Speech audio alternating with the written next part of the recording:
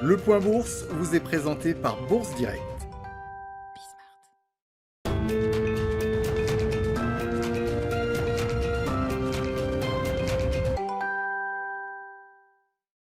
La bourse de Paris est toujours dans le vert avant l'ouverture des marchés américains. Marché américain attendu également dans le vert de leur côté, à en croire les contrats futurs sur les indices, dans le sillage de leur clôture hier soir.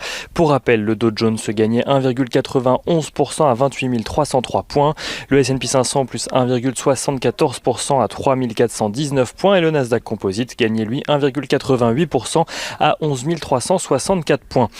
Les marchés américains semblent accueillir plutôt favorablement la poursuite des négociations entre démocrates et républicains sur des mesures plus limitées de relance. Nancy Pelosi et Steve Mnuchin se sont entretenus hier à propos d'un plan de relance de 25 milliards de dollars à destination des compagnies aériennes. Des discussions qui devraient d'ailleurs reprendre aujourd'hui.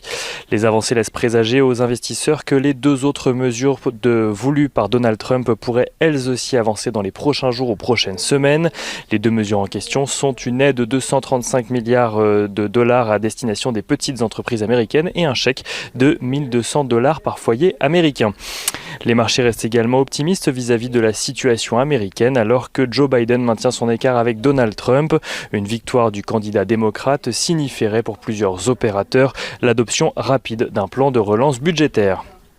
Côté valeur, les investisseurs américains suivront de près aujourd'hui la publication de résultats de Delta Airlines qui devrait venir illustrer la situation difficile dans laquelle se trouvent les compagnies aériennes en ce moment.